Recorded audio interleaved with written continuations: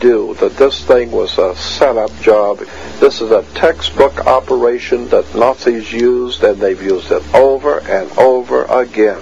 America has been suckered in one more time. I don't have to tell you things are bad. Everybody knows things are bad. The dollar buys a nickel's worth. Banks are going bust. Shopkeepers keep a gun under the counter. Punks are running wild in the street, and there's nobody anywhere who seems to know what to do, and there's no end to it.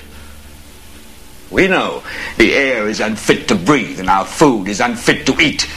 We sit watching our TVs while some local newscaster tells us that today we had 15 homicides and 63 violent crimes, as if that's the way it's supposed to be. We know things are bad, worse than bad.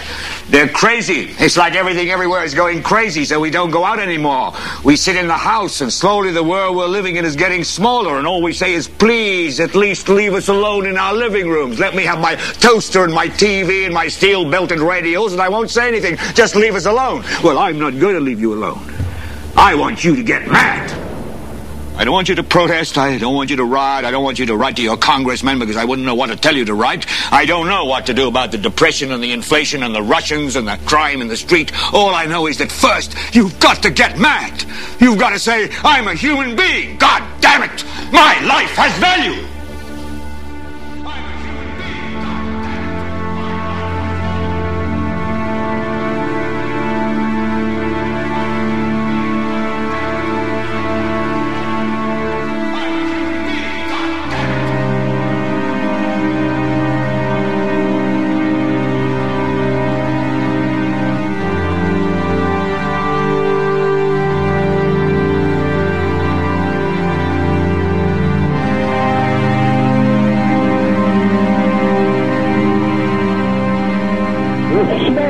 There, 105, 2 pounds.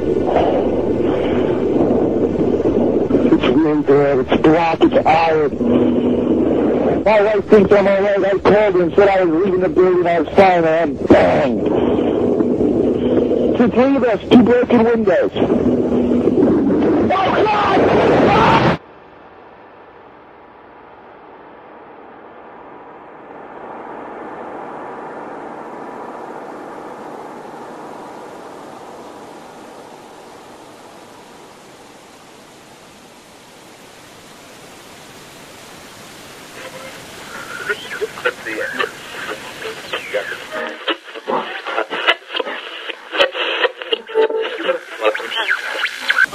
When hostilities commenced in Europe in 1939, it was realized that the American people had no intention of entering the war. But they believed that this country could be enticed into the war in very much the same way that it was enticed into the last one. They planned, first, to prepare the United States for foreign war under the guise of American defense. Second, to involve us in the war step by step without our realization. Third, to create a series of incidents which would force us into the actual conflict. These plans were, of course, to be covered and assisted by the full power of their propaganda. Our theaters soon became filled with plays portraying the glory of war. Newsreels lost all semblance of objectivity, and they have used the war to justify the restriction of congressional power and the assumption of dictatorial procedures on the part of the President and his appointees. A fear campaign was inaugurated. We cannot allow the natural passions and prejudices of other peoples to lead our country to destruction.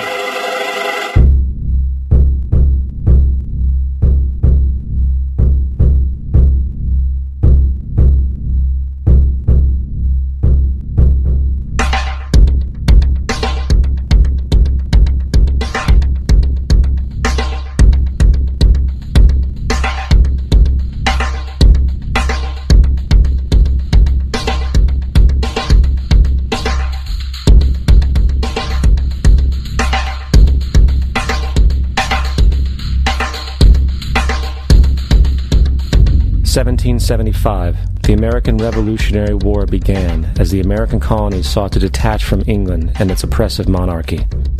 Though many reasons are cited for the revolution, one in particular sticks out as the prime cause: that King George III of England outlawed the interest-free, independent currency the colonies were producing and using for themselves, in turn forcing them to borrow money from the Central Bank of England at interest, immediately putting the colonies into debt.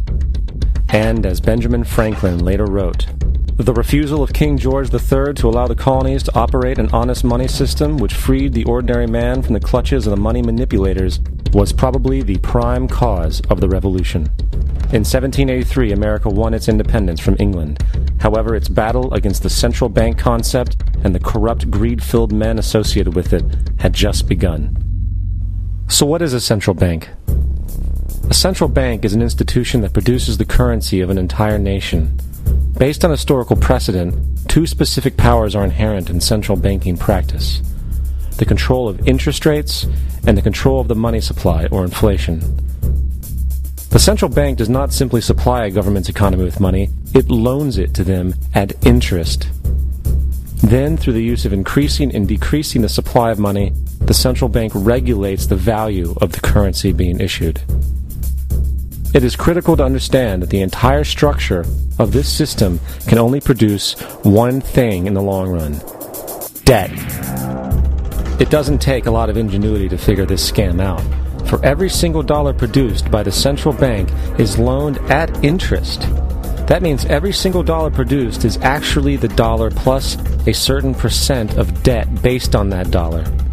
And since the central bank has the monopoly over the production of the currency for the entire country, and they loan each dollar out with immediate debt attached to it, where does the money to pay for the debt come from? It can only come from the central bank again, which means the central bank has to perpetually increase its money supply to temporarily cover the outstanding debt created, which in turn, since that new money is loaned out at interest as well, creates even more debt. The end result of this system without fail is slavery, for it is impossible for the government and thus the public to ever come out of the self-generating debt.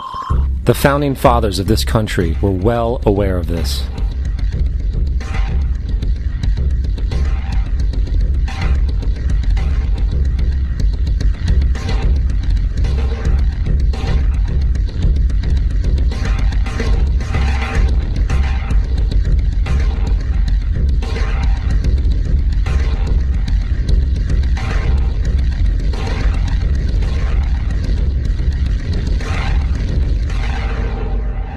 By the early 20th century, the U.S. had already implemented and removed a few central banking systems, which were swindled into place by ruthless banking interests. At this time, the dominant families in the banking and business world were the Rockefellers, the Morgans, the Warburgs, the Rothschilds. And in the early 1900s, they sought to push once again legislation to create another central bank. However, they knew the government and public were very weary of such an institution, so they needed to create an incident to affect public opinion. So, J.P. Morgan, publicly considered a financial luminary at the time, exploited his mass influence by publishing rumors that a prominent bank in New York was insolvent or bankrupt. Morgan knew this would cause mass hysteria, which would affect other banks as well. And it did. The public, in fear of losing their deposits, immediately began mass withdrawals. Consequently, the banks were forced to call in their loans, causing the recipients to sell their property, and thus a spiral of bankruptcies, repossessions, and turmoil emerged. Putting the pieces together a few years later, Frederick Allen of Life magazine wrote, "The Morgan interests took advantage to precipitate the panic, guiding it shrewdly as it progressed."